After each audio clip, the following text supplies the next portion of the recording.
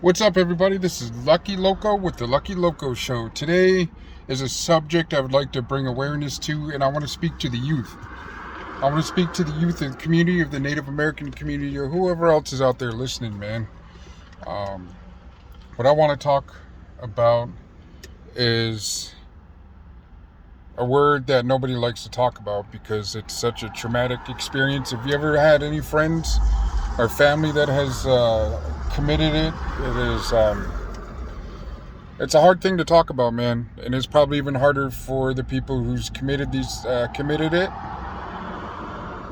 to reach out to people, feel some type of embarrassment of depression or mental illness. Today I want to talk about is people who have thoughts of suicide, and that happens a lot on the Native community. And what I want to speak to is the youth, because of the situations I grew up in and the situations that grown up in abusive household, alcoholic household, and just total neglect. And the thoughts have crossed my mind quite a bit growing up as a youth, and even growing up into being an adult or an adolescent. You really need to reach out to people, because I held feelings in that I felt were signs of weakness. You're a pussy, you're a bitch, and all this other stuff. That's just how I felt if I were going to bring up the subject. You know, it's a really bad pandemic, just like the missing and murdered Indigenous women and missing and murdered Indigenous people.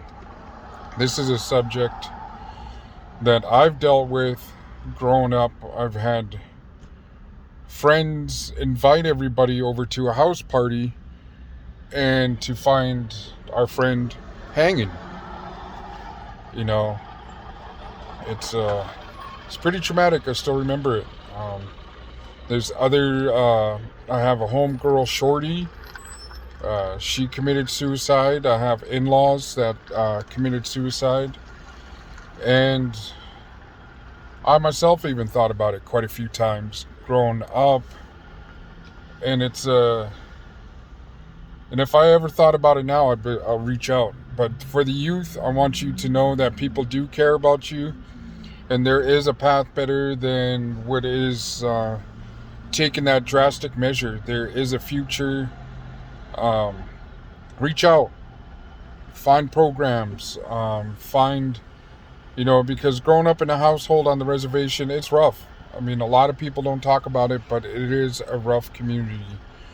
And it's even more rough without you. For all the people that do feel that way, that's the last resort or first resort or anything like that, man. Just know that we need you on this planet. And for all the people that I do know or did know that has committed suicide, is heartbreaking. We're here still stuck with the pain while you're gone.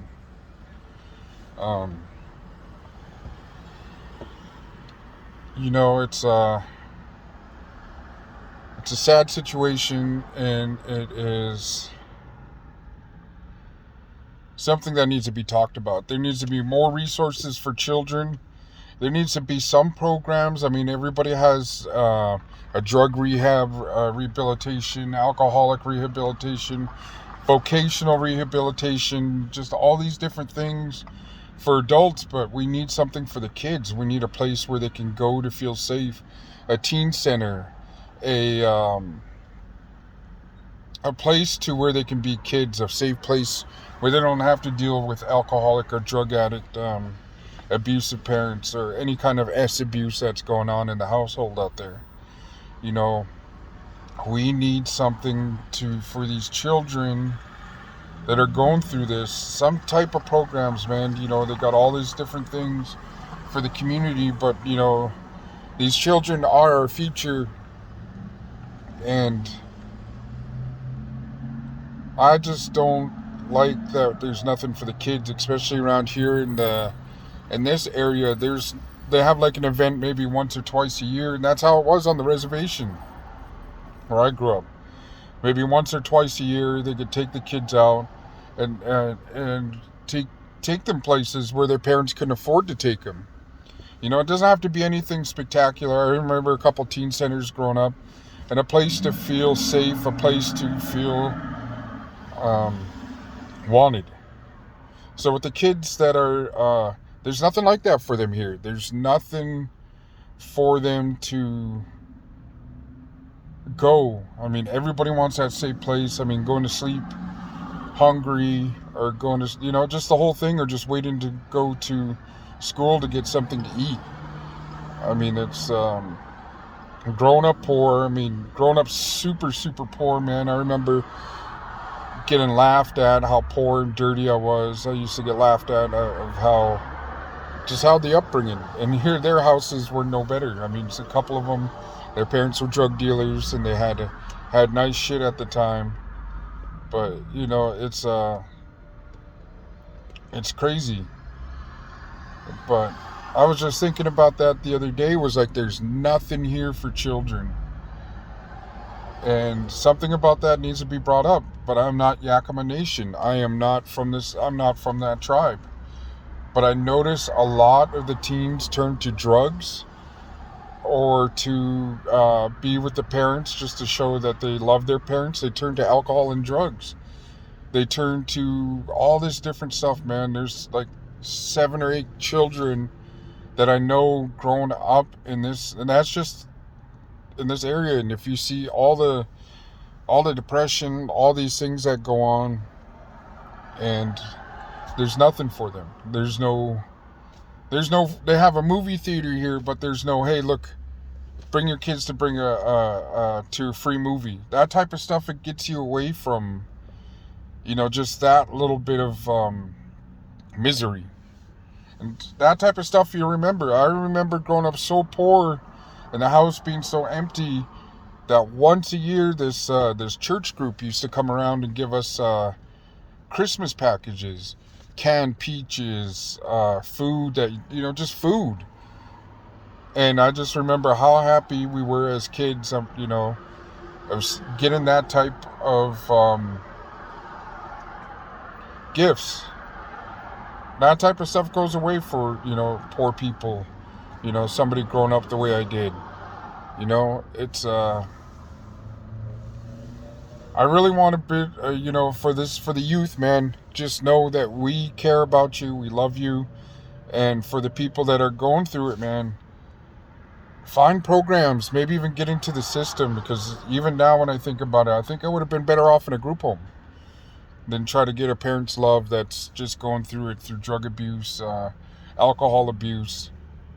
And, a lot of loving grandmothers go out of their way to raise their great-grandchildren and grandchildren because of the parents.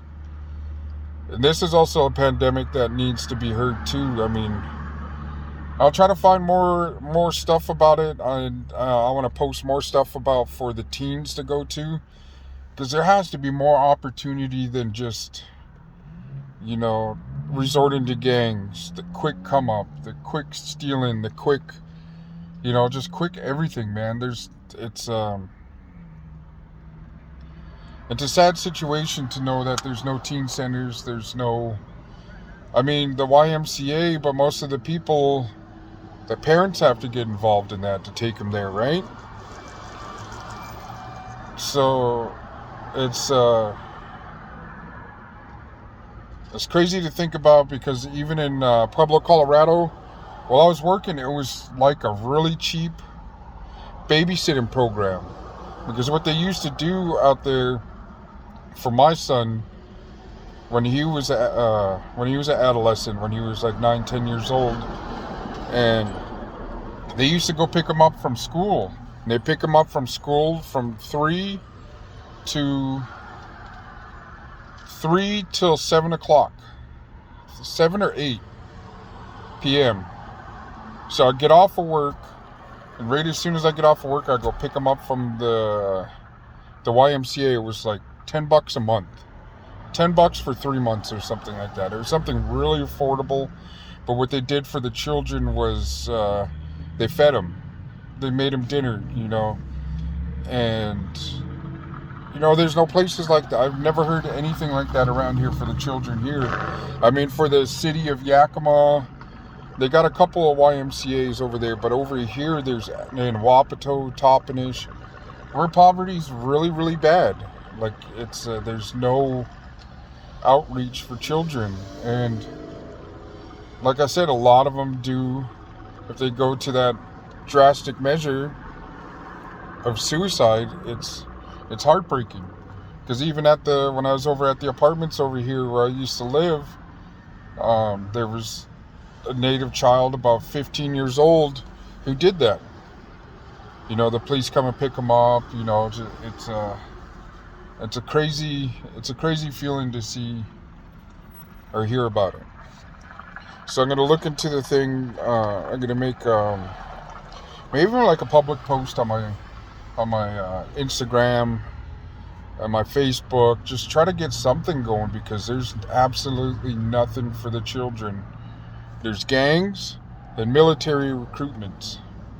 You know what I mean? It's they have summer programs once in a while.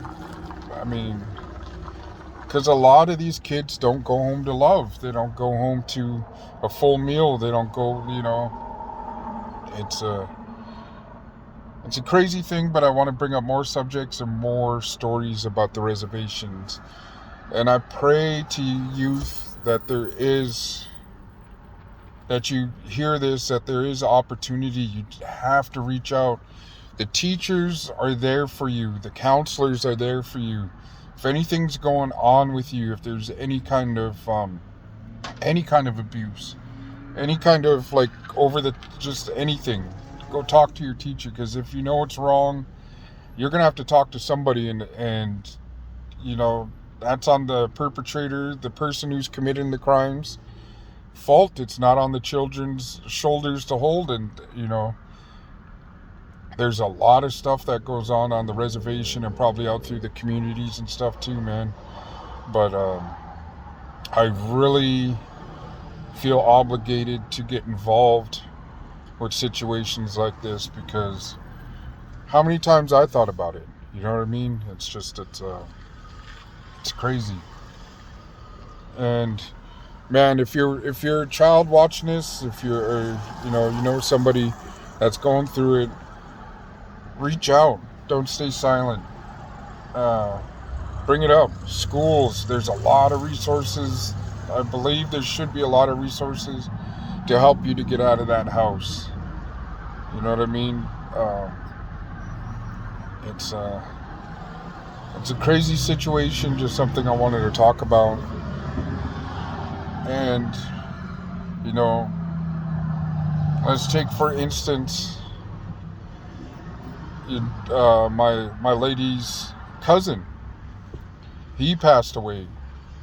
He was messing around with stuff, and so he has a lot of kids, or had a lot of kids, about 7 or 8 kids, and then now he's gone, and so the mom continues. The kids are homeless. They're living in a van. The oldest daughter, she started messing around on that. She's out here on the streets. She's like 20 years old now. She looks like she's about maybe almost 40. She's going through a lot. Her mother passes away, I believe, like 7 months later, from the same stuff, man. And now I see her, like, I'm over here parked in Wapato, and I see her every once in a while, and it's just like, man, it's crazy. There's a lot of stuff that we need to do for our youth, for our future. And I know a lot of people are like, well, they shouldn't have kids if they can't afford them, if that's what they're gonna do. And it's crazy. It's an easy route to do that. But if they have all these different fundings and stuff, man, there should be something for the youth. Something out there for the kids. I'll do a couple more videos speaking to the youth. I'll try to find more programs in the Yakima area. I'll reach out to YMCA see what the kind of stuff they have, if they're able to do that, pick kids up from school, just certain things, man. Because even like as I'm looking out the window, I see youth, a couple youth out there that are messed up on the stuff, on the fentanyl, and it's like a family like journey. I see like a daughter, a mother, and possibly your boyfriend just walking right now with their backpacks on their journey. And there's got to be something, man, because this is just it's a tragic thing, and I definitely want to. I'll bring up some more resources and see what I can do about a safe place for children to go, to get something to eat, to have a place to go to. Because I know there's a library here. A lot of the kids, when my son was in middle school here in Wapato, they would go to the library here in town just to get on the internet, just to get away, just to listen to music, to watch movies. And this was their safe spot. So I need to find something other than that, or if I myself as a business owner can try to donate to the families that are going hungry. Like, I gotta find something, you know what I mean? Just find something, some type of program that I can work with to get these children fed. And it doesn't have to be Indian tacos, doesn't have to be all this stuff. I can definitely make more healthy food for them if that's what needs to be done. I can definitely do that, and I will do that. And it's I'm out here hustling. It's just gonna have to get things going, man. It's an unfortunate situation for these youth, man. I appreciate your time, and this is just something I thought about, so I'm definitely going to get that done, and gonna have to start doing something, man. This is even though I'm not Yakima Nation, bro, still the children, still Native Americans. I'm still Native American. This is a community that I live in. This is a community that I serve and want to do for my community. Even though I'm not accepted as a Yakima Nation, I'm Pakwachin First Nation and damn proud of it. Get over the whole not from the same tribe. That's just unfortunate how it is. But yeah, I'm going to have to I want to speak to the youth and see what I can get going for them.